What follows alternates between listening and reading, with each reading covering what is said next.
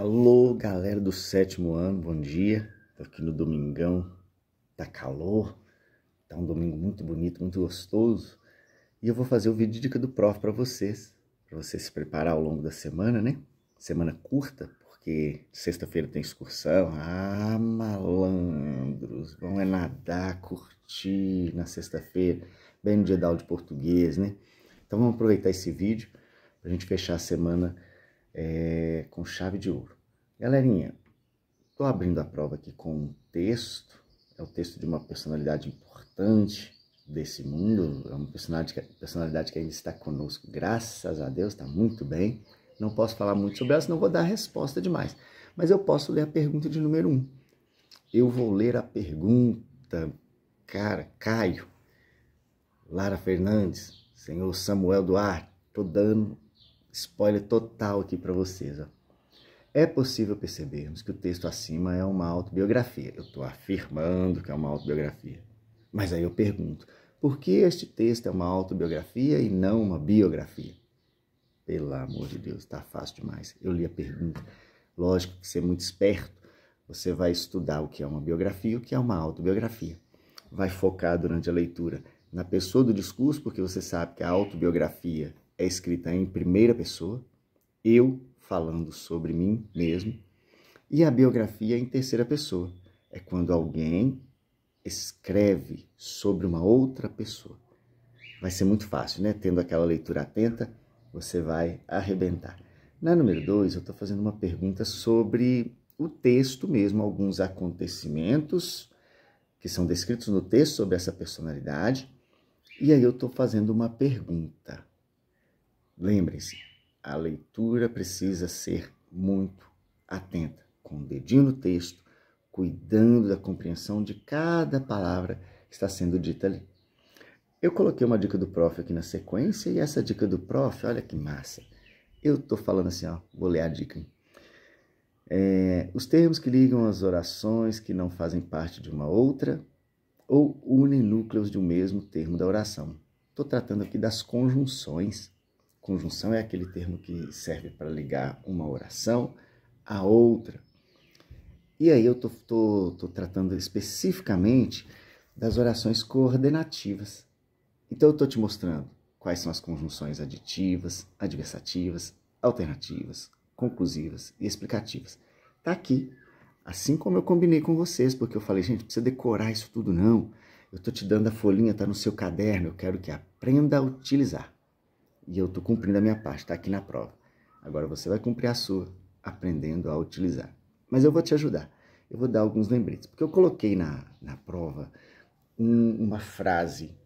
Primeira coisa que você vai pensar. Vamos lá. Conceito, passo a passo. Porque isso aqui é a dica de hoje. Vai te ajudar na maioria das questões. Tudo que trata de conjunção. Primeira coisa que você vai fazer. Leia aquela frase.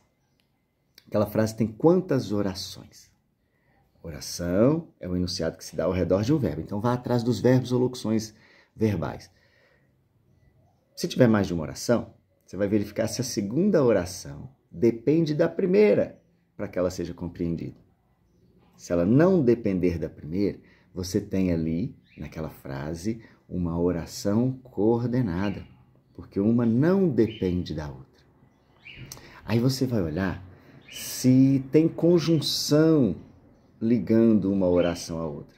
Quando tem conjunção, ela é sindética. Quando não tem conjunção, ela é chamada de assindética. Ficou fácil? Sendo ela uma oração coordenada sindética, você vai verificar qual é o valor dessa conjunção. Se é uma conjunção aditiva, se é adversativa, se é alternativa, se é conclusiva. Pronto, você resolveu a questão. Lembrou? Qualquer coisa, volte o vídeo um pouquinho para você se lembrar desses conceitos que eu falei. Eles são muito importantes. Até porque a número 4, olha que interessante, a número 4 vai mostrar, tem uma oração coordenada ali. E ela é sindética, ou seja, ela está sendo interligada por uma conjunção. E essa conjunção te ajuda a entender o significado de uma palavra. É fácil. Eu usei esse exemplo na sala de aula. Eu comecei falando de um aluno, vou exemplificar com um aqui. Vou falar assim, ó. Valentina. Valentina é uma aluna inteligente, gentil, estudiosa, mas... E aí eu perguntei para vocês, gente, o que vai vir agora? É uma fala positiva ou negativa sobre a Valentina? Só poderia ser negativa, afinal eu utilizei a conjunção mas, porque ela vai ter que dar uma ideia contrária a tudo aquilo que foi dito, e isso me ajudaria a entender a frase. É lógico que eu não tenho exemplo negativo nenhum para dar para a Valentina, porque ela é uma aluna espetacular, mas eu tinha que explicar a matéria. Tá aqui, gente.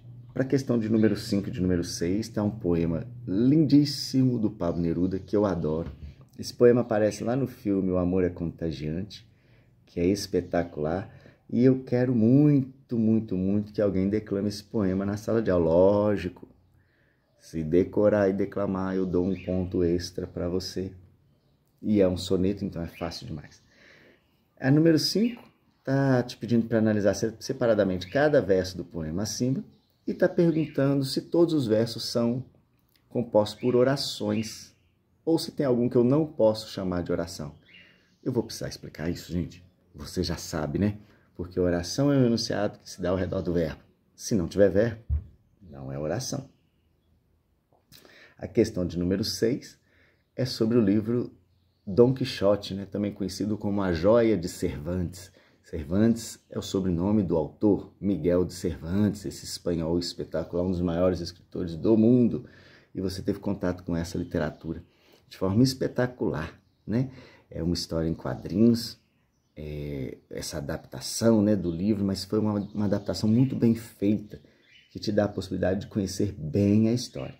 Então tem a letra A e a letra B sobre a questão de número 6.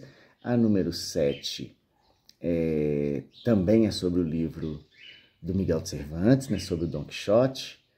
E aí vem a número 8, tem uma tirinha. E se a tirinha não poderia ser outra, senão ela, que sempre aparece nas minhas provas, que é a Mafalda. Tem uma tirinha da Mafalda e está perguntando sobre frases e orações de novo. Muito fácil essa prova, professor. Esse negócio de frase e oração é fácil demais. Vou olhar no meu caderno, no meu livro, e tem tudo isso lá.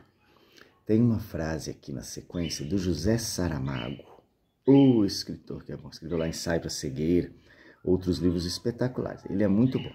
E aí a pergunta que eu estou fazendo é, de acordo com os conceitos de frase, oração e período, responda. Letra A, quantas frases tem no texto? Eita. Letra B, quantas orações temos no texto? Eita, tá fácil demais. Tem na sequência, não vou poder mostrar, senão eu mostro a questão também, para a questão de número 10. Tá aqui a capa do livro Rei Arthur e os Cavaleiros da Távola Redonda, uma tradução e adaptação da grande Ana Maria Machado. Nós falamos muito sobre ela, falamos muito sobre esse livro também. Então, essa história que é muito importante, né, até para a política do mundo, mudanças importantes na monarquia europeia, em função de conceitos que apareceram nessa literatura, nessa obra tão legal. E aí tem uma pergunta sobre esse livro. Estou pedindo aqui, ó, relate com muita clareza e riqueza de detalhes. É para você mostrar que leu mesmo. E para fechar, eu coloquei uma imagem deles aqui, ó, Deadpool e Wolverine. Vale a pena assistir. É um bom